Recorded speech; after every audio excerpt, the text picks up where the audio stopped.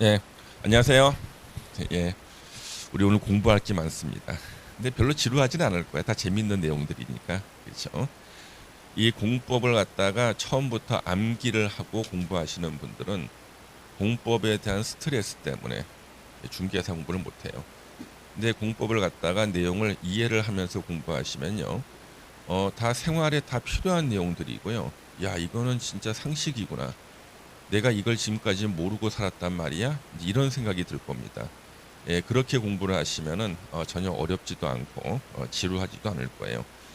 우리 지난 시간에 우리 도시 및 주거환경 정비법 공부했는데 듣긴 들었는데 잘 기억이 안 날 것 같아, 그렇죠? 예, 저희 도시 및 주거환경 정비법 우리 정비 사업할 때 쓰는 법이죠. 그러면 정비 사업 종류가 세 가지가 있었어요. 자, 먼저 달동네 정비와 뒷정리해 주는 사업, 주거환경 개선 사업. 그 다음에 또 지역 단위로 하는 게 재개발 사업, 주택 단지별로 하는 게 주택 재건축 사업이 있었죠. 세 개 사업이 있었고 요 세 개 사업에 대해서는 우리가 그 개념을 어렴풋이나 알고 있습니다. 그렇죠? 예, 그래서 세 개 사업에 대한 개념은 기본적으로 있어야 되고 그 다음에 우리 정비 사업의 기본 방향을 정해주는 게 정비 기본 계획이었어요. 그 지자체에서 딱 하나 수립하는 정비 기본 계획. 그 다음에 정비 사업별로 한 개씩 수립하는 정비 계획이 있었죠. 서울에서 재개발 재건축 600군데에서 한다 그러면은요. 정비 계획도 600개나 되는 거예요. 예. 그 다음에 정비 사업을 자기 이름을 걸고 하는 사람이 시행자고요. 사업 시행자, 바로 이 사업 시행자가 나오는데 우리 사업 시행자에서 제일 중요한 게 조합이죠. 그렇죠? 정비 조합. 그래서 조합을 설립할 때 조합 설립 추진위원회가 있었고 그다음에 추진위원회가 조합을 설립하게 됩니다. 그다음 우리 재건축을 하기 위해서는 재건축 진단을 한다 그랬죠. 예, 이런 것들이 이제 지난 시간 핵심적인 내용이고 그다음에 우리 도시개발법에서 도시개발 사업을 환지 방식으로 하는 게 있었잖아요. 낡은 땅을 개발해서 새 땅으로 바꿔주면은 그 땅 위에 자기가 건물을 지으면 도시개발 사업이 끝나는 거였죠. 그런데 우리 정비법에는 관리처분 계획이라는 게 나와요. 그래서 관리처분 계획은 낡은 땅 위에 낡은 건물을 새 땅 위에 새 건물로 바꿔주는 게 관리처분 계획이다. 그래서 땅만 바꿔주면 환지 계획, 건물까지 지어서 바꿔주면 관리처분 계획이고요. 그러면 우리가 땅을 바꿔줄 때도 기준이 있었잖아요. 환지 기준이 있었어요.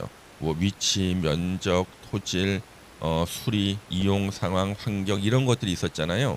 마찬가지로 요 관리처분 계획에도요 그 기준이 있어요. 낡은 토지에 낡은 건물을 새 토지에 새 건물로 바꿔줄 때 이 기준에 맞게 바꿔줘야 돼요. 제가요 쓰러져 가는 주택 하나 있었는데요. 이거 대신에 저는 아파트를 하나 받고 싶어요. 재개발 지역에서. 그러면 이런 사람들한테 이 바꿔줄 때 원칙이 있어야 돼. 기준이 있어야 되거든요. 그 기준이 바로 요 관리처분 계획 기준이고요. 이거는 시험에 아주 잘 나오죠. 예, 관리처분 계획 기준. 이것도 내용을 이해를 해야지 기계적으로 외워가지고는 절대 오랫동안 머릿속에 남지 않습니다. 여기 보시면은요. 1번이요. 관리처분 개수리 기준 1번은 원칙적인 규정이에요. 원칙적으로. 그래서 종전의 토지 낡은 거죠. 종전 토지, 낡은 건축물, 면적, 이용 상황, 환경 그 밖의 사항을 종합적으로 고려해서 대지 또는 건축물이 균형 있게 분양 신청자에게 배분되고 합리적으로 이용되도록 한다. 1번은 원칙적인 규정이고 시험에 나오지도 않아. 누가 봐도 뭐 그냥 옳은 얘기니까. 2번부터 보겠습니다. 2번 지나치게 좁거나 넓은 토지 건축물은 넓히거나 좁혀서 대지 또는 건축물이 적정 규모가 되도록 한다. 이게 바로 환지 계획에서 나오는 증한지 감한지와 마찬가지예요. 그렇죠? 증한지나 마찬가지다. 3번 너무 좁은 토지 또는 건축물을 취득한 자나 정비구역 지정 후 분할된 토지 또는 집합 건물의 구분 소유권을 취득한 자에게는 현금으로 청산할 수 있다. 자, 그러면 요 3번부터는 이제 해석이 필요해요. 2번에 지나치게 좁은 토지가 나오죠. 지나치게 좁은 토지. 3번에 너무 좁은 토지가 나오죠. 어느 게 더 좁은 거야? 예? 지나치게 좁은 게 더 좁은 거예요? 너무 좁은 게 더 좁은 거예요?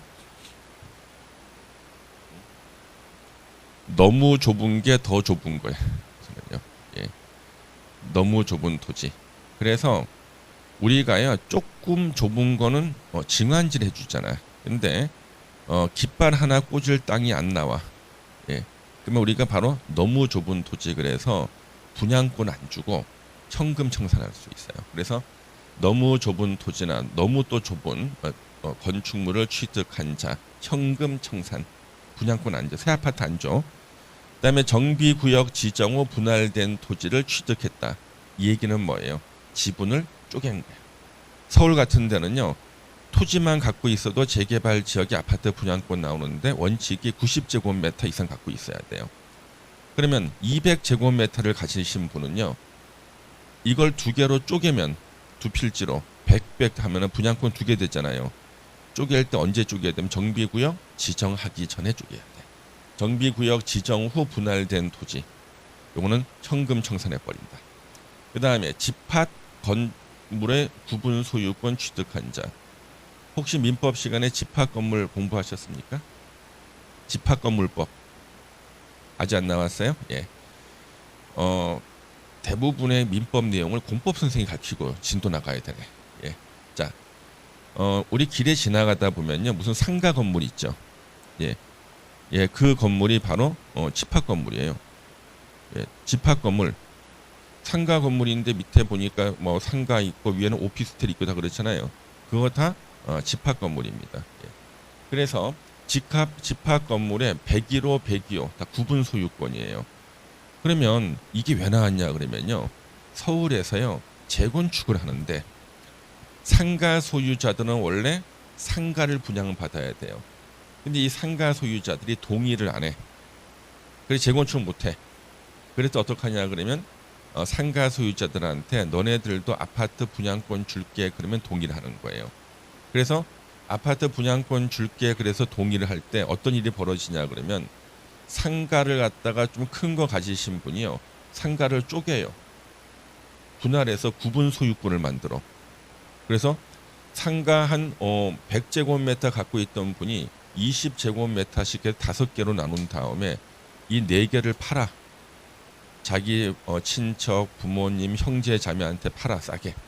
그러면 하나가 5개 아파트 분양권이 돼버리는 거예요. 이걸 막으려고 이번에 개정한 게 이거예요. 집합 건물의 구분 소유권을 취득한 자에게 바로 뭐예요? 언제? 정비구역 지정 후에 상가를 쪼갠 사람이에요. 너는 현금 청산할 수 있다. 그러면 이 법조문이 만들어지기 전에 만들어진다는 첩보가 있었겠죠. 미리 다 쪼갰어. 그렇죠? 다 쪼갠 사람 다 쪼갰어요. 예, 그 얘기입니다. 그래서 이번에는요 우리 공법이 이렇게 최근에 개정된 게 많아요. 새로 들어온 거 많죠. 이것 때문에 제가 강의를 갖다 오후에 보충 수업하는 거예요. 왜? 이런 것들이 공부할 게 늘어나요. 점점. 예. 우리 도시 및 주거환경정보법이 2003년도에 처음 생겼을 때는 지금 분량의 3분의 1밖에 안 됐어요. 3배가 늘어났어. 3배가. 예.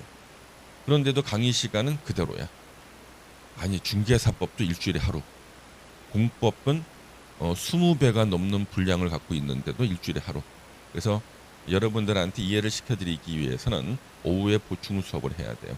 보충 수업하면 여러분이 힘들어요? 제가 더 힘들어요? 아니요, 저는 안 힘들어. 예. 여러분들이 더 힘드신 거죠. 예.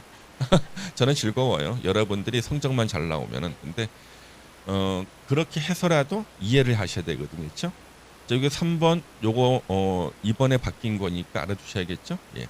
그다음 이제 4번 보세요. 재해 또는 위생상의 위해를 방지하기 위해서 토지 규모를 조정할 특별한 필요가 있는 때는 너무 좁은 토지를 넓혀 바로 징환지죠. 보상을 하거나.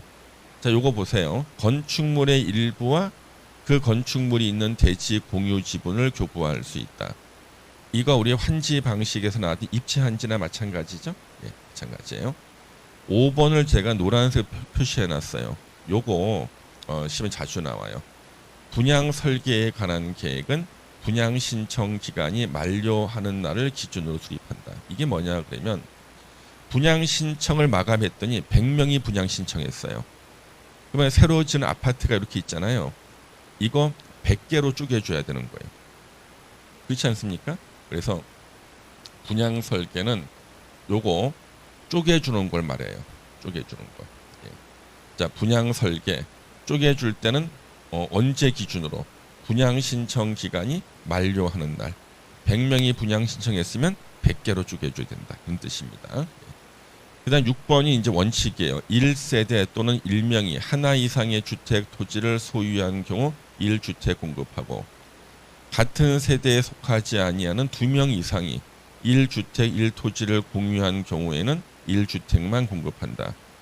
원칙 하나 주는 거예요. 한 사람이요 10개를 갖고 있어. 지분. 예. 재개발 지역에서 토지 건물 10개를 갖고 있다. 아파트 분양권 10개 주는 게 아니라 하나만.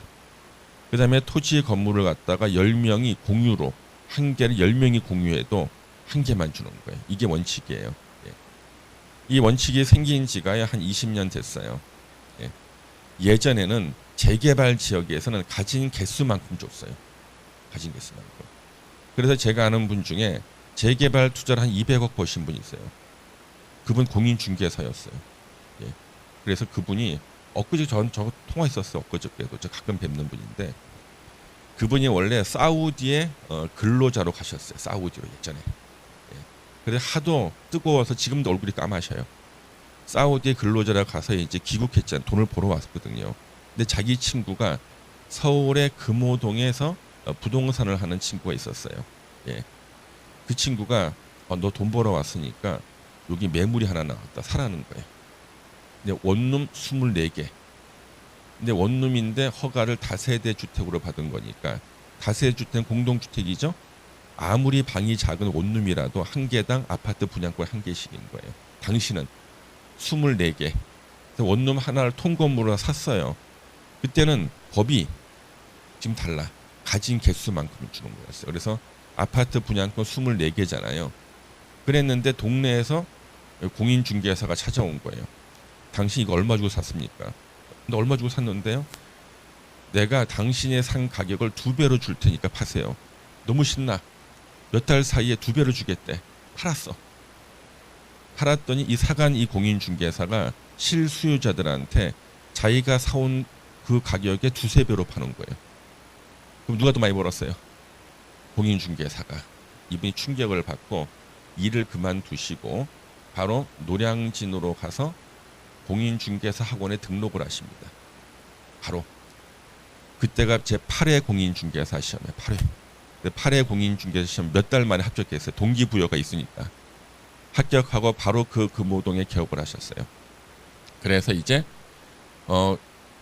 딱 사면은 무조건 2~3배 오를 만한 것은 매물이 나오면 자기가 사고 그 다음에 1배 정도 한 2배 오를 만한 것들 중에서 괜찮은 게 있으면 친구나 친척들한테 중개해주고 로드 손님이라고 있어요.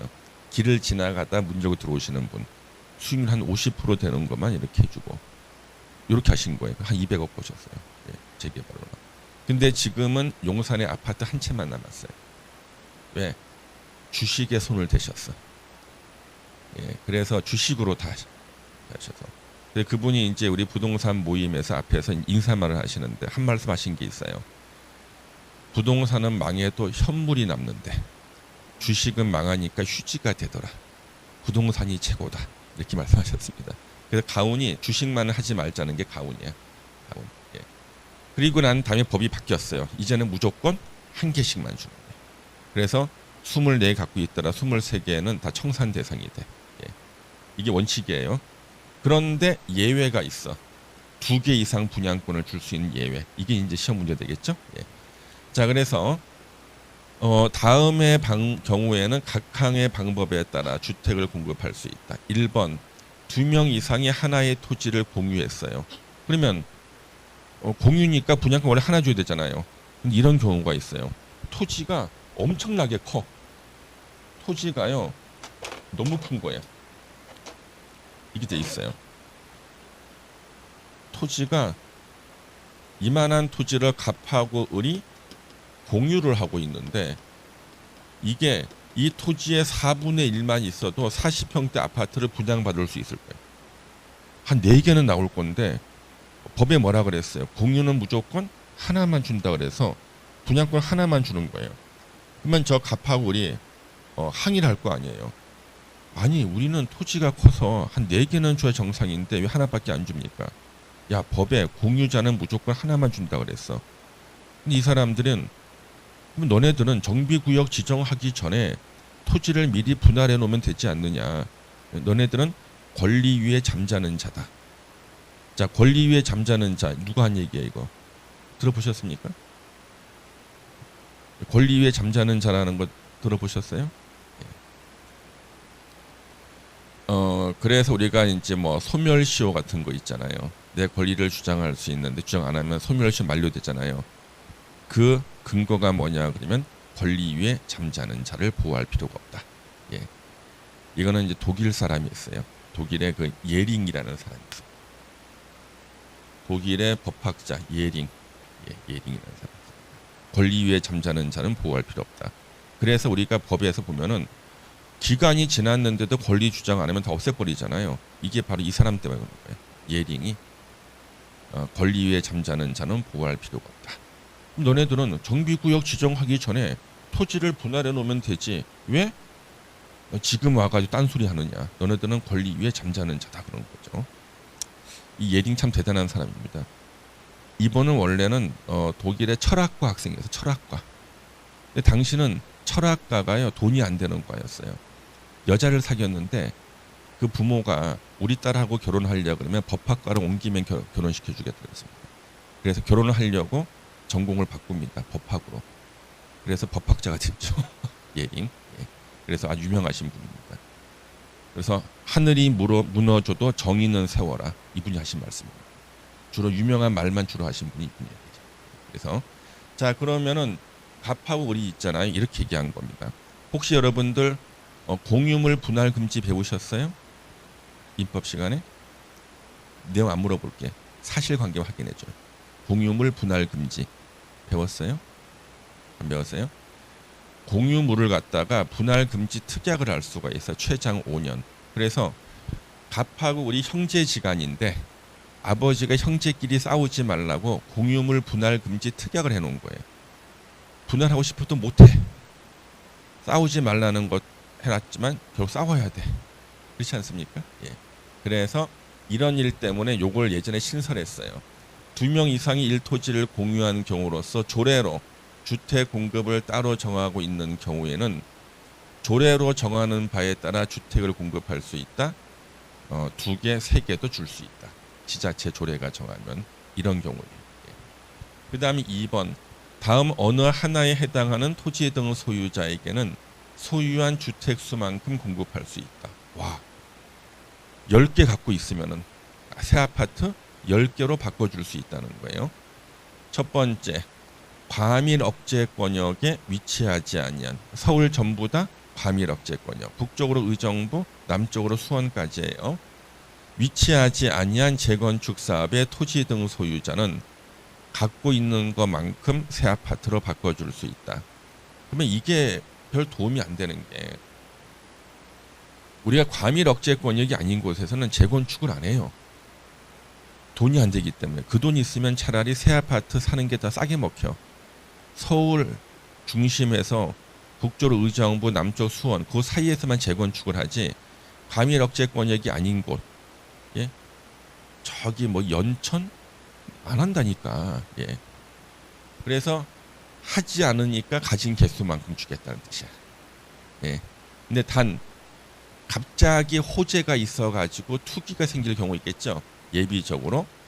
그래서 다만 투기 과열 지구나 조정 대상 지역에서 사업 시행 인가를 신청하는 재건축 사업의 토지 등 소유자는 제외. 이 사람들은 한 개만 준다. 예. 그 얘기고요. 그 다음에 2번째, 근로자 숙소, 기숙사 용도로 주택을 소유하고 있는 토지 등 소유자, 가진 개수만큼 새 아파트 주겠다. 그러면 어느 회사가 웬만한 큰 회사도요, 기숙사 하나밖에 없어. 하나밖에 없는데 가진 개수만큼 주겠다. 한 개 주겠다는 얘기예요. 우리 세종사이버대 학생들 중에서요. 혹시 여러분들 그 미제 화장품인데 메리케이라고 혹시 아세요? 예, 미제 화장품이 있잖아요. 그 판매업하시는 분이 계셨어요.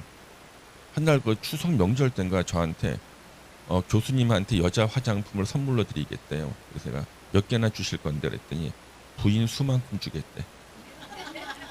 하나 주겠다는 거. 저한테 배웠어. 한 4년간 학교 다니면서 저한테 배운 걸 그대로 써먹는 거예요. 하나 주겠다는 거죠. 그렇죠? 그러면 니은본도 별 도움이 안 되죠. 디귿번 때문에 기억하고 니은을 바람잡이 조문으로 만든 거예요. 자, 디귿번 국가, 지자체, LH 지방공사가 소유한 주택은 가진 개수만큼 새 아파트로 바꿔주겠다.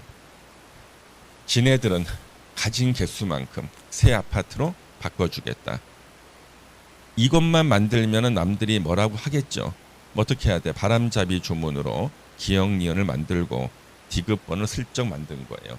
그러면 이 디귿번이 어떤 영향을 미치는지 한 1분만 들어보시겠어요, 여러분요? 1분만. 예. 서울에서요. 서울시 도시공사, SH공사라고 합니다. 지방공사잖아요.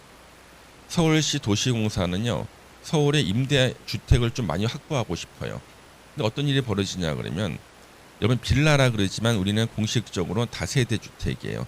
빌라업자가 대출을 받아서 빌라를 지어요. 근데 미분양이 생겨버린 거야. 한 10개 이상이 미분양돼요. 그럼 이 사람은요. 이걸 갖고 계속 갖고 있으면 은행 이자를 감당 못해요. 이걸 갖다가 어떻게 하냐 그러면 분양가의 한 60% 정도 통매각을 해요. 대신 현금으로. 분양가의 60% 정도를 현금으로 통매각을 하면 이 사람은 손실을 안 보는 거야. 예.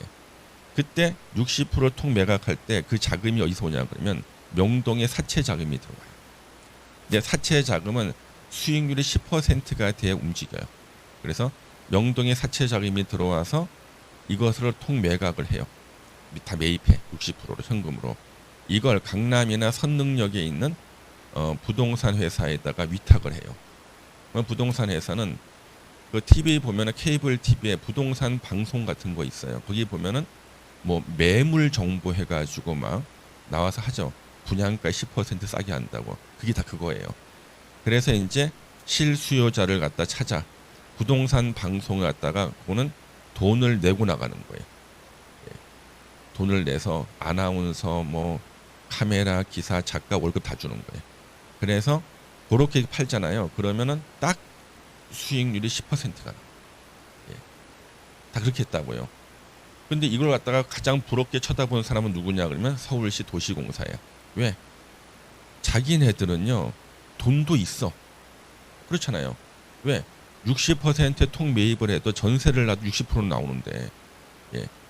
그런데 자기네들의 유일한 잘못된 규정이 뭐냐 그러면 1000개를 갖다가 임대주택을 매입했다. 서울시 SH공사가. 그럼 거기가 재개발이 되고 나면은 분양권 몇 개야? 하나. 9,999개는 다 청산당하잖아요. 그것 때문에 매입을 못하는 거예요. 그래서 이걸 바꿨어. 국가, 지자체, LH나 지방공사가 뭐예요? 예, 서울도시공사, 경기도시공사 같은 데가 소유한 주택은 가진 개수만큼 새 아파트로 바꿔준다. 그래서 이제 얘네들이요 65%를 다 불어놓은 거예요. 우리 65%는 매입하겠다. 그러면 당연히 다 SH다 매각해버리죠.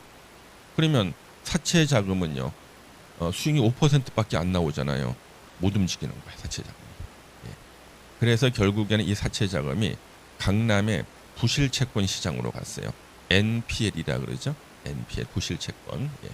그래서 강남의 부실채권 시장이 막 커졌어요. 예, 그렇게 하는 바람. 요 조문 하나 때문에. 그래서 그럼 이 조문이 중요하잖아요. 중요한 시험이 많이 나왔겠죠. 예. 요거 그냥 그대로 외우십시오. 그러면은 기억이 안 나. 예. 이 조문의 의미를 갖다 설명을 드리면은 절대 안 틀리죠. 그렇죠? 예. 그 다음에 이제 요거 3번을 보시면은요. 요것도 이제 한 2년 전에 신설된 거예요. 과밀 억제 권역 외의 조정 대상 지역이나 투기 과열 지구에서 조정 대상 지역이나 투기 과열 지구로 지정되기 전에 한 명의 토지 등 소유자로부터 토지 또는 건축물의 소유권을 양수해서 여러 명이 소유하게 되는 경우에는 양도인과 양수인에게 각각 1주택을 공급할 수 있다. 이게 무슨 뜻이냐 그러면요. 요거 한번 보세요. 이게 흔히 다물권자라 그래요. 다물권자라 그래서 요 갑이라는 사람이 있고 갑이 현재 A라는 주택이 하나 있고 B라는 주택이 하나 있어요. 이걸 갖다가 을한테 판 거예요. 요 A만 팔았어. 그러면 이 을은요, 요 갑이라는 사람이 두 개를 갖고 있는지 하나만 갖고 있다 자기한테 판지 모르죠. 알 수가 없잖아요. 그래서 이서 샀는데 일정 기준 시기 이후부터는요, 다 합쳐서 분양권 하나만 주는 경우가 있어요. 왜 그러냐 그러면은 한 사람이 여러 개를 갖고 있다가 이걸 갖다가 다른 하나씩 팔잖아요. 이렇게 해요. 요거 다 투기죠. 예. 그러면 가진 사람하고 판 사람, 가진 사람하고 산 사람 합쳐서 분양권 하나만 줘버린다고요. 투기 방지를 위해서. 그런데 이 보세요. 과밀 억제 권역이 아닌 조정 대상 지역이나 투기 과열 지구에서 지정되기 전에 한 명의 토지 등 소유자로부터 토지 건물의 소유권 양수해서 한 명이 누구예요? 갑이고. 예. 양수한 사람 누구예요? 을. 여러 명이 소유됐죠. 이제 갑하고 을이 소유됐잖아요. 이랬을 때는 원래는 하나만 줘야 되는 건데 투기 과열 지구나 조정 대상 지역은 기습적으로 지정되죠. 이건 너무 심하다는 거예요. 기습적으로 지정되니까. 그래서 갑도 분양권 한 개, 을도 분양권 하나 각각 주겠다는 거예요. 이거 이해가 되겠어? 이제 설명해 줘야 되죠. 이것도 자기가 해본 사람들만 알아. 난 다 해봤거든 여기 있는 거. 예. 그래서 제 강의를 다른 공법 선생님들이 동영상으로 들어요. 그분들은 객관식 강의만 했지 해보진 않았잖아요. 그렇죠? 이 사례가 뭔지 모르기 때문에. 예. 그다음 4번 사업 시행 계 인가 고시가 있습니다. 요거 인가 고시 있고 나서 5년 있다 입주한다 그랬죠? 예. 나를 기준으로 한 가격. 그래서 감정 평가 시기가 이때가 기준이에요. 사업 시행 계 인가 고시가 있은 날이 그때 그 가격이 기준이에요. 가격의 범위, 종전주택의 주거 전용 면적 범위에서 2주택을 줄 수가 있대. 두 개를. 그중 하나는 60제곱미터 이하 25평짜리 아파트로 줘야 된다는 거예요. 그 대신에 3년간은 전매 금지다. 한번 요거 한번 또 보겠습니다, 여러분요. 이거는 다 해봐야 알아요. 자, 이렇게 도로가 이렇게 있거든요. 옆에 상가 주택을 갖고 있는 사람이 있어요. 갑이라는 분이 아래층은 상가, 위에층은 주택이에요. 그래서 아래층에서 월세 받고 위에 주택에 살고 있거든. 이게 감정평가가 12억이 나왔어요. 그런데 여기가 재개발이 된대요. 그러면 이 갑은 동의를 할까요? 갑이 만약에 동의를 하면 재개발되고 나면 이 사람은요 40평대 아파트를 하나 받을 거야. 한 8억짜리를 받아. 차익이 4억이니까 4억을 청산금으로 받게 되는데 이 사람 원하지 않아. 월세 수입이 줄어들거든. 그리고 이 사람한테 하나 더 주는 거예요. 20평짜리 아파트 60제곱미터짜리를 4억짜리를 주는 거예요. 하나 더 줘. 여기는 네가 살고 20평대는 월세를 나서 살아라. 그럼 이 사람은 동의를 한다는 거지. 예, 그래 두 개를 주겠다는 거예요. 이거 이해되시죠? 3년간은 전매 금지다. 5번 과밀 억제 권역이 위치한 서울이야. 재건축 사업의 경우에는 토지 등 소유자가 소유한 주택수 범위에서 3주택까지 공급할 수 있다. 그래서 서울은요 재건축은요 분양권 3개까지 나와요. 예, 과밀 억제 권역에서는 단 투기 과열 지구나 조정 대상 지역에서 사업 시행 계 인가를 신청하는 재건축 사업에는 그러하지 않다. 분양권 1개만 준다.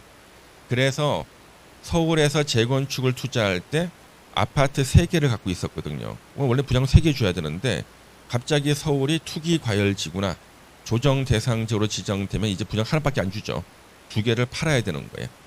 매물이 막 나오겠죠. 가격이 떨어져. 예. 그래서 정비법은 주택법의 투기과열지구나 조정 대상 지역과 결합할 때가 가장 충격이 커. 예. 이해할 수 있죠? 예. 자, 그래서 관리 처분 계획 어려운 것들 다 설명을 다 드렸습니다. 이해는 다 돼. 예. 그러면 절대 문제 안 틀려요. 그다음 이제 준공인가 등에 따른 정비구역 해제. 우리 지난 시간에요. 정비 사업이 진도 안 나가면 정비구역을 해제해서 없었던 일을 할 수 있다 그랬잖아요. 이거는 목적 사업이 달성이 돼서 해제가 되는 거예요. 정비구역 지정에서 이제 완벽하게 다 끝나서 사업이. 그러면 정비구역 지정해 놓을 필요가 없죠. 이 정비구역 해제예요. 그래서 정비구역 지정은 준공인가 고시가 있은 날에 다음 날 빼고 나오겠다. 만약에 관리처분 계획을 수립하는 경우에는 소유권을 이전한다는 이전의 고시가 있는 날에 다음 날에 해제된 것으로 본다. 그래서 정비 사업이 목적 달성에서 해제되는 경우입니다. 예. 이때는 지구 단위 계획으로 관리를 하고요. 자, 정비구역이 해제가 됐다 해도 조합 존속에 영향을 주지 않는다. 원래 우리 목적 사업이 달성이 안 되고 진도가 안 나가 정비구역 해제가 되면 조합은 설립 인가가 취소되잖아요. 그런데 목적 사업이 달성이 돼서 정비구역 해제가 될 때는요. 조합은 그대로 있고요. 이제 청산 단계로 들어가요. 청산. 그 얘기예요. 그 다음에 이제 이전 고시, 소유권을 이전한다는 고시가 이전 고시예요. 사업 시행자는 공사 완료에 따른 고시가 있는 때는 지체 없이 대지 확정 측량, 만든 대지가 얼마나 되는지, 그다음에 토지를 분할해야 돼. 그래야지 대지권 나오잖아요.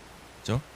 101호 주인, 102호 주인 구분 소유권 만들어야 되고 대지권이 나와야 되니까 관리처분 계획에서 정한 사항을 분양받을 자에게 통지하고 대지 또는 건축물의 소유권을 이전해야 된다. 아파트 분양받는 사람한테 소유권 이전하는 겁니다. 다만 정비사업의 효율적인 추진 위해서 필요한 경우에는 정비사업에 관한 공사가 전부 완료되기 전이라도 완공된 부분은 준공인가를 받아서 대지 또는 건축물별로 분양받을 자에게 소유권 이전할 수 있다. 그 다음에 사업 시행자는 대지 및 건축물의 소유권 이전할 때는 그 내용을 지자체 공보에 고시한 후 시장 군수 등에게 보고해야 되고요. 이때 대지 또는 건축물을 분양받을 자는 고시, 이게 이전의 고시예요. 고시가 있은 날에 다음 날에 대지 또는 건축물의 소유권 취득한다. 그럼 새로 지은 아파트의 소유권을 취득하는 시기는 언제예요? 소유권을 이전한다는 고시가 있고 난 그 다음 날에. 예. 다음 날. 이 다음 날 빼고 나와요. 고시가 있은 날 하면 이날의 다음 날. 치사하지만 어쩔 수가 없어. 예. 자, 그런데 일단 이제 우리는 정비법이 끝났습니다. 그리고 우리는 이제 건축법을 좀 공부할 거예요. 예. 건축법이었습니다. 자, 우리 건축법을 한번 보시면은요. 우리 건축법이 7문제가 시험에 나와요. 건축법이 7문제가 시험에 나오는데 그 중에 5개는 괜찮은데 한 2문제 정도가요. 어쩔 때는 4문제 중에 4문제하고 3문제 이런 식으로 한 2문제 내지 3문제는요. 공인중개사 업무와는 전혀 관계없는 문제가 나와요. 건축 기사 시험에나 나올 만한 문제가 나옵니다. 그 이유가 중개사 분들이 워낙 공부를 많이 해가지고 수험생들이 원래는 우리 시험 공부에 뭐라고 되어 있냐 그러면 중개업에 관련된 내용을 출제하게 돼 있다고요. 그러면 중개업에 관련된 내용들은 뻔하거든요. 다 맞히는 거예요. 왜 합격자 수를 못 줄여? 합격자 수를 줄일 때 중개법 가지고 아무리 해봤자 못 줄여요. 중개법 가지고는 조문 200개밖에 안 되니까. 그래서 우리 공법을 가지고 특히 건축법에 건축 기사 시험에 나올 만한 문제를 내는 거예요. 그럼 어떻게 돼? 틀릴 거 아니야. 그렇죠? 예, 그래서 합격자 수를 줄이려고 한 7문제 중에서 3개나 2개는요. 듣도 보도 못한 건축 기사 시험에 나올 만한 문제를 내는 거예요. 그러면 우리가 이 문제를 틀리나? 저한테 배우신 분들은 안 틀려요. 왜? 우리 그 부동산학과 교수님들 중에 우리 세종사이버대는 과가요 4개 과가 있어요. 세종사이버대 이제 자산관리학과는 저는 이제 부동산 자산경영학과고, 부동산 경매중개학과, 그 다음에 건축학과, 그 다음에 조경학과가 이렇게 있어요. 그래가지고 그 우리 다른 교수님들이요, 건축기사 하시면 출제위원들이야 다. 그분들한테 물어봐요. 저 건축기사 문제 중에 중개사 시험에 틀리라고 낼 만한 문제 좀 뽑아주세요. 그러면 기가 막히게 뽑아주셔요. 예. 그 안에 다 나와. 한 10개, 20개만 뽑아주시면은요. 예. 왜? 요즘 문제 될 만한 것들. 근데 그거는 문제를 외울 필요도 없고 정답만 외우면 돼.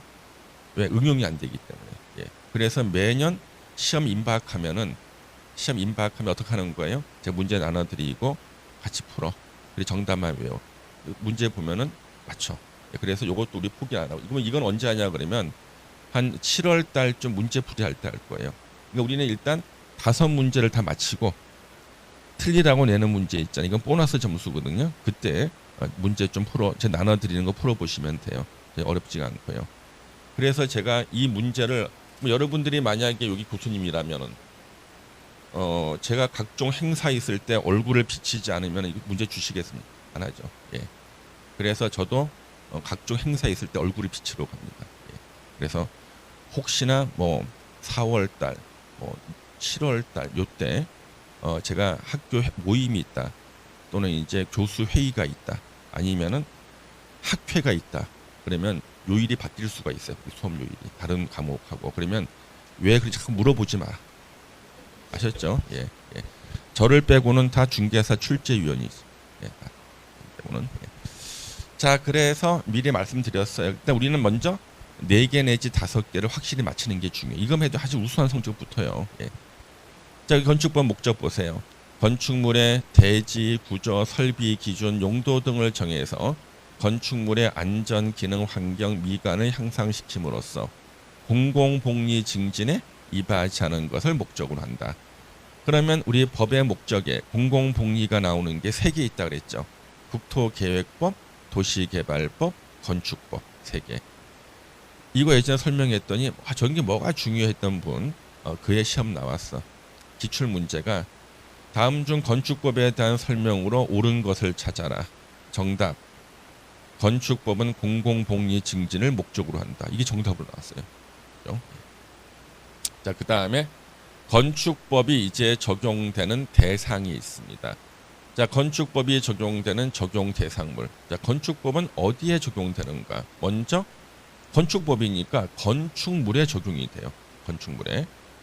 그러면 건축물이 뭐냐고 누가 물어보면 대답을 해줘야 됩니다. 그래서 어떤 분이 건축물이 뭐예요? 그러면 지나가다가 손가락으로 적어요. 근데 이분이 해필이면 바다 위에서 물어본 거야. 가리킬 게 없어. 그렇죠? 말로 해야 됩니다. 자, 건축물이란 토지에 정착하는 공작물 중에서 이 공작물은 사람이 인공으로 만든 것을 다 공작물이라 그래요. 사람이 인공으로 만든 것은 다 공작물이다.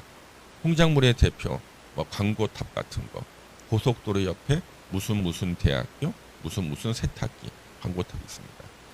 하여튼 토지에 정착하는 사람이 만든 공작물 중에서 지붕과 기둥이 있으면 건축물이에요. 지붕과 벽이 있으면 건축물이다. 지붕 있어야 되는구나. 비 맞으니까. 지붕과 기둥 또는 지붕과 벽이 있으면 건축물이고, 그다음에 이에 딸린 시설물. 딸린 시설물은 2개를 말해요. 대문하고 담장을 말합니다. 대문하고 담장. 요것도 건축물에 들어간다. 그다음에 지하 상가를 말하죠. 고가의 공작물. 제가 이 고가의 공작물 그러면 어떤 분이 물어봐요. 얼마나 비싸냐고 물어보는데, 이때 고가는 how much가 아니야. 하이야. 하이. 높은 데 있다는 뜻이에요. 예. 지하나 공중에 있는 공작물에 설치하는 사무소, 공연장, 점포, 차고, 창고 등등도 건축물이다. 그래서 우리 지하 상가 있죠? 지하가 건축물이고요. 공중에다가 이렇게 만들어놔도 건축물이 됩니다. 예. 그래서 이 건축물에 대한 정의, 건축물에 대한 정의를 보셨어요. 그다음에 이제 건축법을 적용하지 않는 건축물이 있습니다. 대한민국의 모든 건축물은요 원칙적으로 건축법이 적용이 돼요. 근데 예외적으로 이 칠판에 나오는 거 있죠? 예, 요것만 건축법이 적용이 안 돼요. 근데 이거는 시험에 거의 매년 나와요. 그러니까 대한민국의 모든 건축물은 건축법이 적용되는 게 원칙인데 안 되는 것들이 이렇게 있다. 거의 매년 나옵니다. 예. 그럼 여러분들은 건축법이 적용되는 건축물을 외울래요? 안 되는 걸 외울래요? 안 되는 게 몇 개 없잖아요. 이거 안 되는 걸 외워야지, 그렇죠? 예. 적용 안 되는 거. 예. 1번. 이것도 이번에 개정이 됐어요. 그냥 문화유산 하시면 되겠습니다. 문화유산. 이제 문화재라는 말을 안 쓰고 뭐 문화유산, 국가유산 막 그래요. 예. 문화유산, 문화재를 말합니다. 자, 봉정사 극락전, 부석사 무량수전 같은 게 있습니다. 자, 봉정사 극락전, 부석사 무량수전. 이거 문화재죠. 이게 건축법이 적용되면요. 이거 다 건축법 위반이야. 철거해야 된다니까. 옛날에 지금 문화재는 다 건축법 다 위반이겠네? 다 철거할 거 아니야, 그렇죠? 건축법 적용하면 안 돼. 내가 철거 안 당하지. 그다음 두 번째, 철도나 궤도의 선로 부지에 있는 시설. 제가 궤도는 설명드렸죠? 레일바이크 같은 거. 자, 우리 상식 좀 한번 물어볼게요. 그럼 철도가 있을 때요. 철도 바로 위나 철도 밑에 땅 파고 건물 지면 돼요? 안 되겠죠. 철도 바로 옆에 건물 지면 돼요? 안 되겠죠. 그런데 예외적으로 철도 위나 밑에 땅 파고 짓거나 철도 바로 붙여서 지어야지만 재기능을 하는 건물들이 있어요. 이런 건물들은 건축법을 적용하지 않아야지 지을 수가 있거든. 그래서 운전보안시설, 기차가 들어옵니다. 그래서 안전관리원이 뭘 잡아 당기니까 선로 위치가 옆으로 바뀌어. 옆으로 가. 이런 운전보안시설은 철도 바로 옆에다 지어야 되겠죠. 그렇죠? 적용하지 않아. 그 다음에 철도 선로의 위나 아래를 가로지르는 보행시설. 서울역에 가면은 부산으로 가실 분은 10번 승강장으로 가세요. 그럼 6교를 지나가야 돼. 청량리역 지하로 가야 돼. 이게 보행시설이죠. 위나 아래. 플랫폼, 기차가 들어옵니다. 플랫폼에서 이제 기차 위에 올라타야 되는데 철도에 바짝 붙여야지만 우리가 올라탈 수가 있죠. 안 그러면요 못 올라타. 예, 그래서 플랫폼은 건축법 적용하지 않아. 철도 또는 궤도 사업용 급수 급탄 급유 시설. 바로 바짝 붙어야지만 열차에다 기름도 싣고 그렇죠? 물도 넣을 수가 있습니다. 그다음에 3번이 시험에 제일 많이 나왔죠. 고속도로 통행료 징수 시설. 여러분 우리 고속도로에 우리 이제 그 법을 따른 상식 한번 물어볼게요. 상식. 고속도로 한 가운데 건물 지으면 돼요? 안 되죠. 근데 고속도로 한 가운데 지어야지만 재기능을 하는 건물이 하나가 있어. 고속도로 통행료 징수 시설. 우리 고속 통행할 때 보면은 그게 통행료 받잖아요. 뭐 1,000원씩 막 받고 그러잖아요. 그러면 그 통행료 받는 그 아주머니가 앉아 있죠. 그게 바로 고속도로 통행료 징수 시설이에요. 건축법을 적용하지 않으니까 고속도로 한 가운데 지을 수가 있는 거지. 예, 그렇잖아요. 예. 이 고속도로 통행료 징수 시설은요. 거기 예전에는 아가씨들이 돈을 받았습니다. 예. 근데 아줌마로 바꿨어요. 왜 그랬을까요? 한국도로공사에서 관리하는. 이쁜 아가씨들을 뽑아놨더니 아저씨들이요 1,000원만 내면 되는데 수표를 내는 거야. 돈을 거실어 줄 때 팔을 막 걸어. 아저씨들이 막 팔을 걸어. 그러니까 차는 계속 이렇게 밀리죠. 지연되잖아 계속요. 교통이. 그래서 아무도 관심을 안 가질 만한 아줌마로 바꿔야겠다. 그래서 한국도로공사가 아줌마로 바꿨어요. 그다음부터 막 소통이 잘 되잖아요. 그렇죠? 예. 근데 아줌마도 이쁘면 안 된다는 거예요. 이쁘면 또 1,000원 안 내고 수표를 내시는 분들이 있어요. 그래서 이쁜 사람이 절대 취업이 안 되는 곳이 두 군데가 있습니다. 고속도로 통행료 징수시설하고 공인중개사 사무실 실장으로 취업이 안 돼요. 예. 예전에 제가 노량진에서 강의를 하는데 미스 코리아 미인대회 출신 분이 공부를 하시러 오셨는데 시험도 붙으셨어요. 그래서 이제 소속 공인중개사 하시려고 면접을 보러 가잖아요. 사장님이 딱 보자마자 오늘부터 근무하세요. 예, 턱이 빠져 입을 벌려서. 예. 그러니까 이제 새로운 실장 오셨다 그러니까 사모님께서 누군지 보려고 와요. 보고 난 다음에 저 여자 안 내보내면은 내가 집을 나가겠다 그럽니다. 예. 그래서 이제 그 사장님이 고민하는 거야. 이번 기회에 내보낼까 하다가 오래 살아왔잖아 그래도. 그렇죠. 그날 밤에 꼭 전화가 온대요. 죄송하지만 내일부터 출근하지 말아주세요. 이런 일을 한 3번인가를 당하신 거예요. 그다음 결국에는 개업하시더라고요. 또 개업도 문 닫았어요. 동네 아저씨들이 밖에 안 나가. 들어와가지고 다 앉아 있어. 고객도 아니면서. 예. 결국에 문 닫으셨어요. 그래서 이쁜 여자가 취업할 수 없는 곳이 2군데. 고속도로 통행료 징수시설과 그다음에 중개사 사무실 실장. 근데 뭐 우리 학원에는 뭐 다 취업하실 수 있을 분들만 계시니까 무슨 말인지 모르죠. 예, 다행스럽다. 취업하실 수 있습니다. 예. 자, 그래서 고속도로 통행료 징수시설. 저는 그래서 통행료 낼 곳 나가면서 속으로 외쳐요. 저는 건축법 적용 배제 외치고 저는 돈을 내고 나갑니다.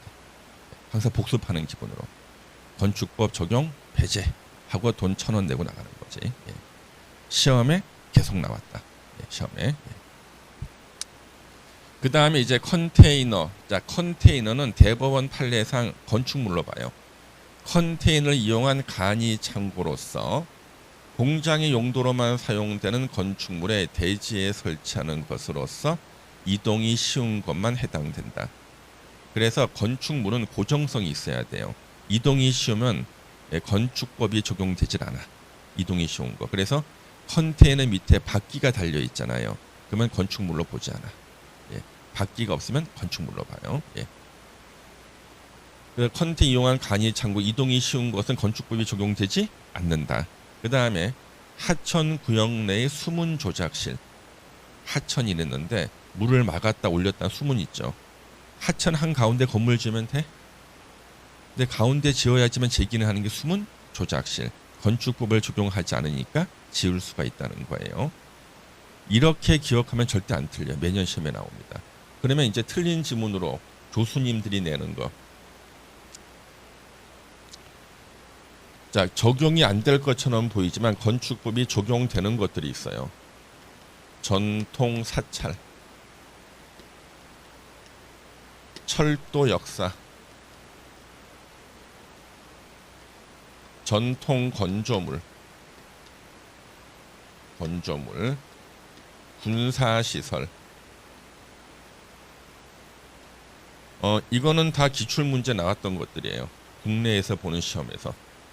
자, 적용 안 될 것처럼 보이지만 적용이 되는 것들입니다. 전통 사찰이 만약에 문화재일 때는 적용 안 되겠죠. 근데 문화재가 아닌 전통 사찰은 건축법 그대로 지어야 돼. 적용돼요. 철도 역사. 철도자만 나오면은 적용 안 되는 줄 알았는데 서울역 건축법 그대로 지은 거예요. 그런데 이제 개찰구를 지나서 보이는 것들만 건축법이 적용 안 되는 거예요. 예. 전통 건조물, 밀양박씨 종갓집 건축법 적용돼요. 불법 징개축 못해. 군사시설 건축법 적용돼요. 단 특례 규정이 있어요. 설계도를 공개하지 않는다. 이런 것들만 있을 겁니다. 뭐 정답으로 나오는 것들이죠. 이렇게 보시면 됩니다. 그럼 이렇게 이해를 하면 뭐 외울 게 별로 없어요. 예. 그 다음에 이제 대지에 대한 뜻이 나오는데 우리 여기서부터는 잠시만 쉬었다 하겠습니다. 예.